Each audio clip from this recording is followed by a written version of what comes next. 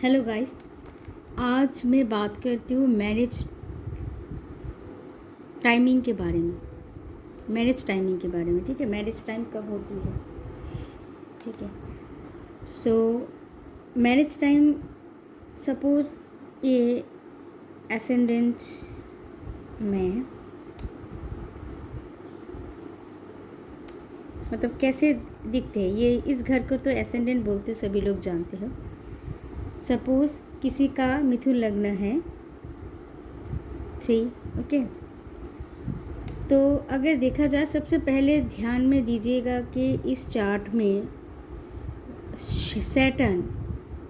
Saturn क्या लग्नों में या 7th हाउस में किसी भी तरह दृष्टि दे रहा है, या लग्न लॉर्ड के ऊपर दृष्टि दे रहा है, या 7th लॉर्ड के ऊपर दृष्टि दे रहा है, ये जानना ज़रूरी है। नंबर 1 ये देख लीजिएगा, ठीक है, ठीक है। अगर 7th हाउस में सैटर्न बैठा रहे तो भी देखिएगा, क्योंकि ये है लग्न चार्ट, ठीक है। लग्न चार्ट के अकॉर्डिंग बोल रही हूँ। तो इससे क्या होता है कि आपको मतलब तुरंत पता चल जाएगा कि आपके मैरिज डिले होने वाले हैं, लेट होने वाले हैं। इसका मतलब अगर ऐसा कोई सिचुएशन नहीं है, अच्छी बात है, तो आपका मैरिज नॉर्मल एज में हो जाएगा। जैसे होते 22 से 30 के बीच, मतलब नॉर्मल बोलूँगी 30 के अंदर, नॉर्मल आजकल की ज़माने के अकॉर्डिंग 30 के अंदर नॉर्मल में हो जाएंगे, ठीक है।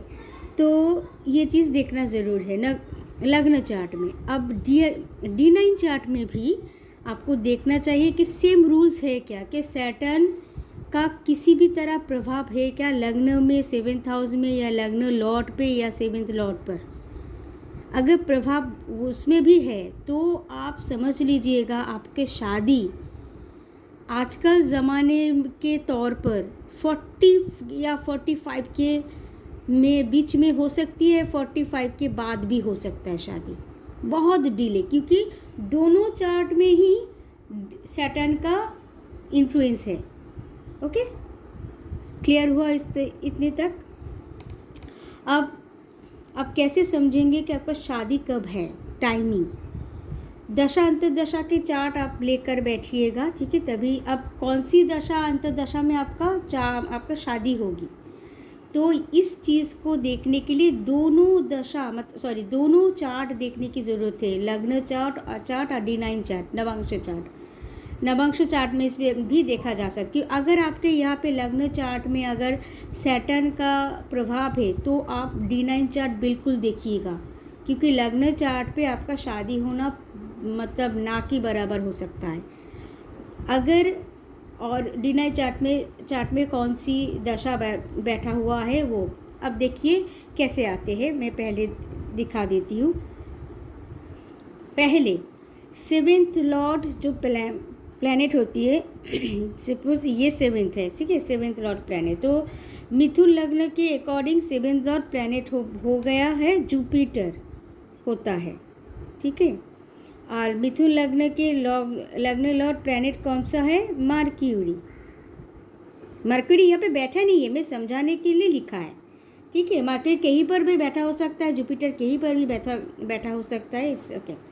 तो पहले क्या देखे जाते हैं, 7th हाउस में अगर कोई प्लैनेट बैठा हुआ है या नहीं देख लीजिएगा, या लग्न हाउस में कोई प्लैनेट बैठा है या नहीं देख लीजिएगा, ठीक है। तो नंबर 1 है लग्न, ध्यान से देखिएगा, ठीक है। लग्न या 7th हाउस पर हैसीट एनी प्लैनेट्स,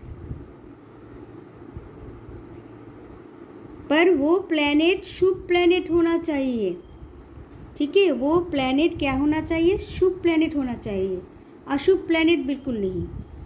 मतलब शुभ दृष्टि दे रहा है ये, मतलब ये लग्न के अकॉर्डिंग वो प्लैनेट शुभ होना चाहिए, ठीक है। और नेचुरल बेनिफिट्स प्लैनेट भी होना चाहिए। सपोज जैसे कि जुपिटर लग्न लॉर्ड के अकॉर्डिंग शुभ नहीं है, अशुभ है, मगर ये नेचुरल बेनिफिस प्लैनेट है, शुभ प्लैनेट है। तो जुपिटर को हम ले सकते हैं क्योंकि नेचुरली वो शुभ देता है।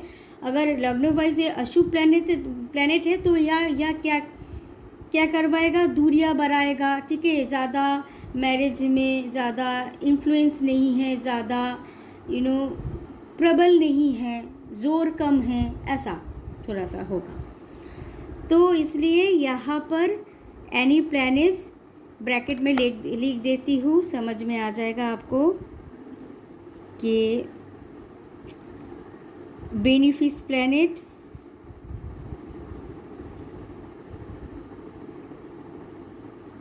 और शुभ प्लैनेट दिखाई दे रहे हैं आपको, प्लैनेट लग्न वाइज। ओके, तो ये चीज़ अच्छी तरह से देख लीजिएगा, ये चीज़ होना चाहिए, नंबर 1। लास्ट सेकेंडली है लग्न लॉर्ड प्लैनेट। लग्न लॉर्ड प्लैनेट जो भी होगा वो कहाँ पर बैठा हुआ है वे भी देखना चाहिए। सपोज़ यहाँ पे लग्न लॉर्ड प्लैनेट कौन है, मर्क्यूरी। सपोज़ मर्क्यूरी अगर 4th हाउस में अगर बैठा रहे यहाँ पर, ठीक है, तो यहाँ पे तो इसका एग्जॉल्टेड हो जाता है, नंबर 6 हाउस बन जाते, एग्जॉल्टेड हो जाता है 3, 4, 5, 6। ओके, तो यहाँ पे क्या होता है कि मर्क्यूरी यहाँ पे बहुत स्ट्रॉन्ग बन गए, ठीक है, स्ट्रॉन्ग प्लैनेट बन गए। तो लग्न और ये 4th हाउस में और कोई प्लैनेट है क्या साथ में? अगर और कोई प्लैनेट बैठा है, सन, मून, ठीक है, वेनस, ठीक है, और जुपिटर, सैटर्न, कोई भी प्लैनेट अगर बैठा हुआ होता है, अगर वो मेलिफिस प्लैनेट साथ में होंगे तो मेलिफिस जब प्लैनेट का दशा आएगा तो होने में दिक्कतें आएंगे, नहीं होना चाहेगा, ठीक है। तो ये मर्क्यूरी की, तो लग्न लॉर्ड प्लैनेट में प्लैनेट की दशा अंतर्दशा में शादी होती है, और दशा अंतर्दशा यहाँ पे लिखती हूँ, ठीक है। Thirdly 7th Lord planet, 7th Lord planet कोई भी हो, एनी, अगर वो प्लैनेट शुभ होता है तो बिल्कुल काम करेगा, अगर अशुभ होता है तो रुकावटें पैदा करेगा। सिंपल सी बात है, एकदम सिंपल सी। आपको एस्ट्रोलॉजर बहुत कुछ बोलेगा, बहुत आप देख चुके हैं, मगर सिंपल सी कुछ चीज़ें जान लीजिएगा, बहुत आपको खुद भी देखने को मिल जाएगा कि आपकी शादी कब है। तो जुपिटर, ओके, सॉरी, जैसे यहाँ पर 7th लॉर्ड प्लैनेट जुपिटर है, तो जुपिटर कहीं भी बैठा हुआ है कि यहाँ पे जहाँ पे वहाँ पर। अब जो जिस घर में बैठेंगे उस घर में और कोई प्लैनेट है क्या, नहीं, ये भी देख लीजिएगा। लास्ट में और एक चीज़ मैं बताऊंगी, ठीक है। तो ये चीज़ होते हैं प्लैनेट की, क्योंकि कभी कभार होते हैं कि दशा नहीं मिल रही है। अगर ये जो मैंने फॉर्मूला बताई, अगर इसके अकॉर्डिंग कोई भी दशा आपको नहीं दिख रहे है, पर आपका शादी का मतलब टाइम बीत जा रहा है, आपको लग रहा है कि शादी नहीं होगा क्या आगे जाकर, ऐसा नहीं है, ठीक है। तो हमें फिर से और एक जांच करना पड़ता है। मैं इसे शायद बोलना भूल गई थी कि जुपिटर के साथ कोई भी, मतलब 7th लॉर्ड प्लैनेट के साथ कोई भी प्लैनेट बैठा हुआ है तो उसी प्लैनेट की दशा अंतर्दशा में भी शादी हो सकती है, अगर वो दशा अंतर्दशा दिख जाए कि अभी क्या चल रहा है, ठीक है। और एक है 4th नंबर, वो होते हैं नक्षत्र प्लैनेट। नक्षत्र के लॉर्ड प्लैनेट दशा अंतर्दशा में भी शादी होती है, ठीक है। ये है हिडन प्लैनेट, नक्षत्र लॉर्ड प्लैनेट के दशा अंतर्दशा दशा में शादी होती है, ठीक है, नक्षत्र लॉर्ड। सपोज जुपिटर के साथ अगर जुपिटर ही बैठा होता है, मतलब जैसे जैसे पुनर्वसु नक्षत्र बैठा होता है अगर इस हाउस में, ठीक है, लग्न हाउस में, तो जुपिटर की पुनर्वसु के पुनर्वसु नक्षत्र के लॉर्ड प्लैनेट होगा जुपिटर खुद ही, तो यहाँ पे और जोर बढ़ गया, तो शादी वहाँ पर भी हो सकती है जुपिटर की महादशा अंतर्दशा में, ठीक है। तो ये चीज़ और होती है वेनस की दशा अंतर्दशा में शादी होती है, पर ये तो हम जानते, पर मुझ में देखा है कि वेनस अगर अशुभ प्लैनेट बहुत पीड़ित हो जाता है, बहुत अशुभ चीज़ हो जाते, डेबिलिएट हो जाते, तो वेनस में शादी का रिश्ता तो आएगा पर टूट भी सकता है, ठीक है। तो जैसे कि आपको देखना चाहिए कि वेनस के साथ कौन सी दशा अंतर्दशा इंक्लूड है। अगर वेनस अगर पीड़ित होता है, सपोज वेनस की महादशा चल रही है और वेनस आपके चार्ट में पीड़ित है, ठीक है, किसी भी तरह वो घायल है, ओके। अब देखा जाए कि उस चार्ट में कोई भी एक प्लैनेट काफ़ी बहुत स्ट्रॉन्ग है, शुभ प्लैनेट है, वो शुभ प्लैनेट होना चाहिए, नेचुरल बेनिफिस प्लैनेट होना चाहिए, और साथ में वो बहुत शुभ भी है और बहुत स्ट्रॉन्ग है, जैसे कि मर्क्यूरी जैसे भार्गव साइन में एग्जॉल्टेड होते हैं। अगर वो प्लैनेट किसी भी तरह एग्जॉल्टेड होता किसी भी हाउस में, जो भी हाउस में एग्जॉल्टेड होते हैं, तो अगर अंतर्दशा वेनस की महादशा में वो दशा चलता है तो शादी हो जाएगा।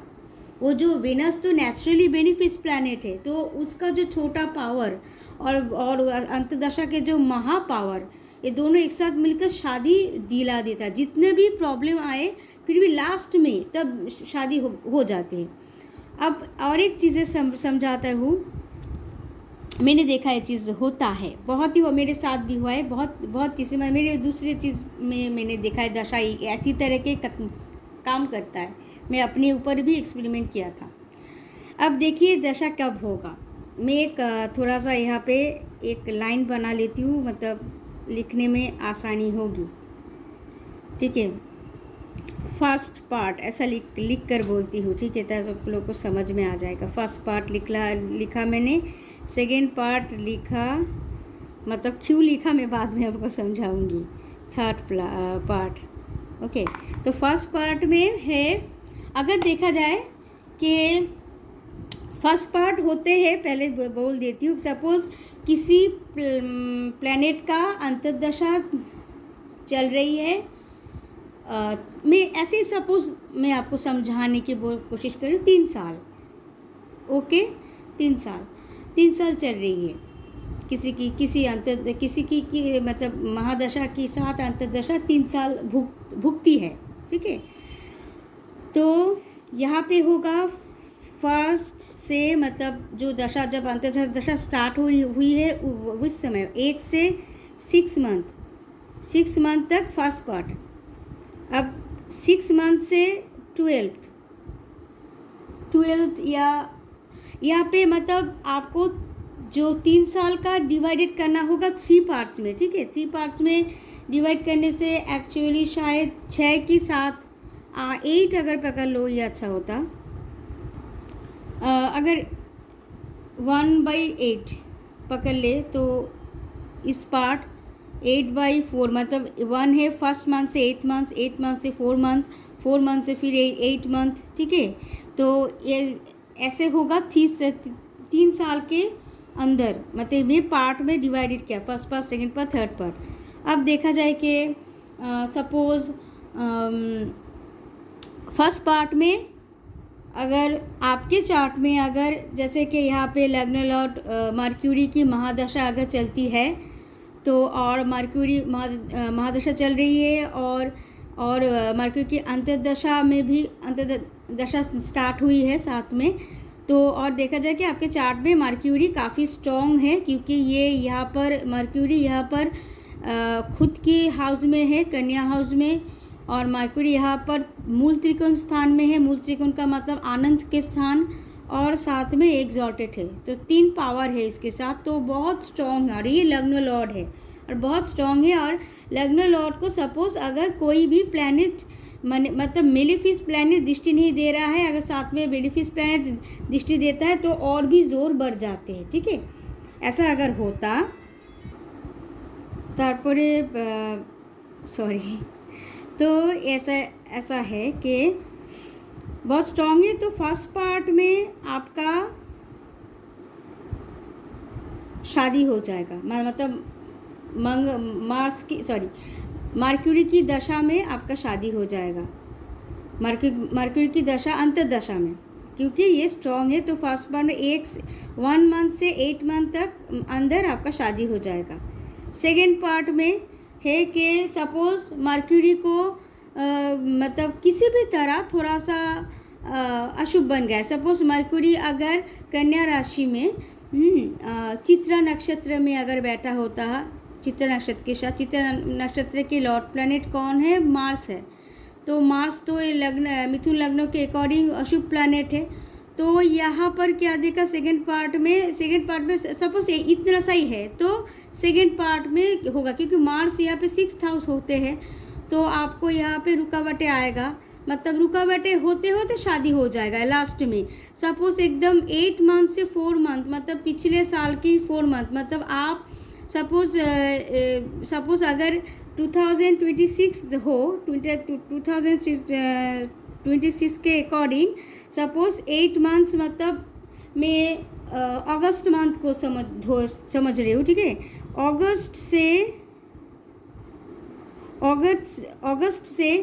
4 मंथ, मतलब नेक्स्ट ईयर के 2027 के अप्रैल, तो शायद कि मतलब कैसे होगा कि आप तब पकड़ लीजिए कि थोड़ा सा यहाँ पे डिफेक्टेड है, मतलब थोड़ा सा अशुभ प्रभाव है, मतलब रुकावटें है। तो रुकावटें टालते टालते वो नेक्स्ट ईयर के 2027 के जनवरी से अप्रैल के बीच आपका शादी हो जाना चाहिए, मतलब ये पॉसिबल होता, मतलब होगा, ठीक है।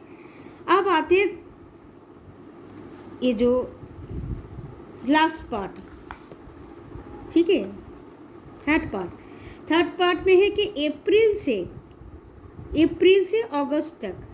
तो अगस्त तक कैसे होगा कि सपोज आपके जो मरक्यूरी या जुपिटर कोई भी बहुत पीड़ित है, अगर जुपिटर डेबिलिएट हो जाता है मकर राशि में, 8th हाउस में हो जाए, 7th Lord planet 8th house में बैठ गए हो जाता है, तो ये लास्ट पार्ट में शादी होगी, मतलब क्योंकि ये बहुत लास्ट में, सपोज देखा जाए कि अप्रैल टू अगस्त, तो मैं अगस्त के जो पहले जो आते हैं, सपोज मई से जून या जुलाई अगस्त, उस बीच आप थोड़ा सा दशा अंतर्दशा ध्यान दीजिएगा कि प्रत्यंतर दशा में कौन सी प्लैनेट एडेड है उस टाइम अगर मरक्यूरी प्रत्यंतरी दशा में साथ जुड़ गए, मतलब जैसे कि मरक्यूरी महादशा, जुपिटर अंतर्दशा और फिर से मरक्यूरी प्रत्यंतरी दशा, या सन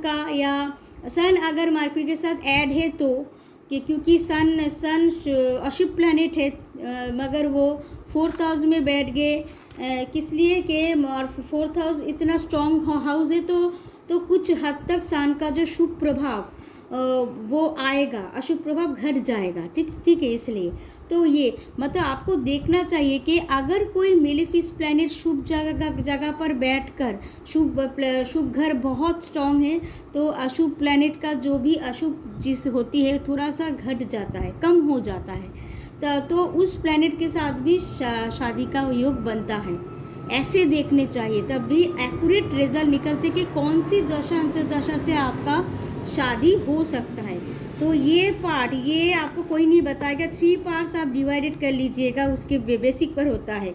फर्स्ट पार्ट में एकदम हो जाएगा शादी कि बहुत स्ट्रॉन्ग है, तो यहाँ पर आप ऑटोमेटिकली शादी हो जाए, कोई बिना झंझट के, यहाँ पे बिना झंझट के शादी होता है फर्स्ट पार्ट में। सेकंड पार्ट में शादी बिना झंझट के होता है, साथ में थोड़ा सा डिले हो जाता है, जैसे कि होना चाहिए था अगले साल, सपोज 2025 के अक्टूबर में होना चाहिए था, मगर थोड़ा सा कुछ सिचुएशन ऐसे बन गए, किसी का मौत हो गया व कुछ भी हो गया, तो और उसी के बेसिक पर 2027 के जनवरी में शादी हो गया ऐसा। और लास्ट पार्ट में जो होते हैं बहुत डिले करते करते लास्ट में, ये लास्ट पार्ट में सडनली मैरिज बहुत होते हैं, सडनली अनएक्सपेक्टली सोच रहे थे कि होगा नहीं, अचानक से रिश्ते आ गए, अचानक से किसी से मुलाकात होगी या फिर अगर आपका पिछला कोई रिश्ता है वो अचानक से आकर के है हमें शादी करना चाहते हो गया शादी। तो ये 3 ऐसे डिवाइडेड होते हैं शादी मैरिज टाइमिंग। तो मैरिज टाइमिंग ऐसे बनती है एक्चुअल में। मैं आपके साथ रियलिटी फेस किया, जैसे मैं प्रेडिक्शन देती हूँ लोगों को ऐसे टाइप के देती हूँ। ये ओरिजिनल है, ओरिजिनल बताई जो कोई भी एस्ट्रोलॉजर आपको नहीं बताएगा कि कैसे, जो एस्ट्रोलॉजर अच्छी तरह से जानते हैं। तो इसको कहते हैं मैरिज टाइमिंग, ऐसे दिखे देते हैं। फर्स्ट नंबर देखो, ये जो 4 पॉइंट है इसी बेसिक पर देखे जाते हैं। अगर आपको बोलते हैं कि सपोज़ आपका दशा अंतर्दशा अच्छी चल रही है, सपोज़ आप मिथुन लग्न की हो तो आपको मरक्यूरी की महादशा चल रही है, आपने बताया कि मैम मेरा तो मरक्यूरी की महादशा चल रही है, जुपिटर की अंतर्दशा चल रही है या वेनस की अंतर्दशा, फिर भी मेरा शादी नहीं हो पा रही। और एक चीज़ होती है, सपोज़ मरक्यूरी की महादशा चल रही है, साथ में वेनस की अंतर्दशा चल रही है, तो आपको देखना चाहिए कि वेनस की अंतर्दशा मतलब मरक्यूरी के साथ वेनस का कहीं पर योग है या नहीं, ठीक है, कहीं पर मतलब दोनों के साथ योग नहीं है नहीं, मतलब दोनों प्लैनेट के साथ कोई संबंध है क्या नहीं, मतलब चार्ट में, मतलब कोई भी कॉम्बिनेशन, जैसे पीएसी मतलब पोजीशन, एस्पेक्ट और कॉन्जंक्शन, तो ये है क्या नहीं। अगर चार्ट में देखिए, D9 चार्ट में भी देखिए, अगर है तो वेनस की अंतर्दशा में शादी हो जाएगी, अगर नहीं है तो डिले करवाएगा, पीछे चले जाएंगे, रिश्ता शायद पक्का हो गया है मगर शादी हो नहीं पा रही है, ऐसा होगा। वेनस देखा जाए मिथुन लग्न के अकॉर्डिंग शुभ प्लैनेट है, ओके अच्छी बात है, मगर फिर भी मरक्यूरी के साथ कोई भी कनेक्शन नहीं रहा, तो ऐसा चीज़ें हो सकता है, ठीक है। तो अगर किसी के ऐसा हुआ कि मैम मेरा मरक्यूरी की महादशा चल रही है, जुपिटर की अंतर्दशा चल रही है, फिर भी मेरा कोई रिश्ता ही नहीं आया, कभी शादी नहीं हुई, तो क्या होता है आपका, मतलब कोई रिश्ता नहीं आया अभी तक, कोई लड़का या लड़की नहीं मिली, तो आपको मिलेगा कहाँ से, गोचर में देखिए। गोचर में अगर ये ऐसे ये जो दशा अंतर्दशा है इसका एक साथ होना कहीं पर है क्या नहीं, बुध और जो गुरु के एक साथ कॉन्जंक्शन या गुरु बुध एक दूसरे को देख रहा है, ऐसा कोई सिचुएशन है क्या गोचर में। साथ में अगर वेनस मिलवाता है, वेनस की कोई मतलब उसके साथ जोड़ी बनती है क्या नहीं गोचर में देखिए। अगर गोचर में है सिचुएशन तो आपको जिस टाइम में है उस टाइम में आपके पार्टनर के साथ मुलाकात होगी, उसके बाद इस दशा अंतर्दशा में शादी हो जाएगी। अगर ये अंतर्दशा अगर सपोज 3-4 साल तक होते हैं, 3 साल शायद मिनिमम होते, किसी के लिए 2 साल, किसी के लिए 3 साल, किसी के 4 साल भुगती होते हैं, तो उसी बीच हो जाएगा, जल्दी से आपका मुलाकात भी हो जाएगी सडनली एंड शादी हो जाएगा, ठीक है। उसके साथ मतलब प्रत्यंतरी दशा भी देखना चाहिए कि अभी कौन सी दशा वहाँ पे है जो रुकावटें डाल रहे हैं। तो ये होता है मैरिज का टाइमिंग, तो ऐसे देखे जाते हैं, ठीक है। तो अगर आपको पसंद आया मेरा ये वीडियो कैसे मैरिज टाइमिंग देखे जाते हैं, एक्चुअल एस्ट्रोलॉजर लोग देखते हैं, तो आपको पता चल जाएगा। ओके, बीच में मैं कभी कभार मतलब बोलते बोलते थोड़ा सा बंगाली या थोड़ा सा वर्ड टर्म यूज़ भी हो गया होगा, क्योंकि मैं बंगाल से हूँ, थोड़ा सा हो जा सकते हैं। आप लोग तो और मतलब ना समझ तो नहीं हो, समझते हो, तो I hope you understanding me, okay. So यहीं पर ख़त्म करते हैं। अगर वीडियो अच्छा लगे तो लाइक शेयर कमेंट्स कर दीजिएगा, मेरे चैनल को भी सब्सक्राइब कर दीजिएगा और बेल आइकन प्रेस कर लीजिएगा, तो नई अपडेट्स आपको मिलते रहेंगे। और अगर अच्छा लगे तो मैं फिर ऐसे वीडियो बनाते रहूँगी, ठीक है। मुझे कमेंट्स में कीजिएगा मैरिज टाइमिंग के लिए अगर जानना है डिटेल्स में, ठीक है, तो पेज सर्विस लीजिएगा और बहुत कम पैसे है, मतलब ज़्यादा नहीं। ओके, तो बाय बाय।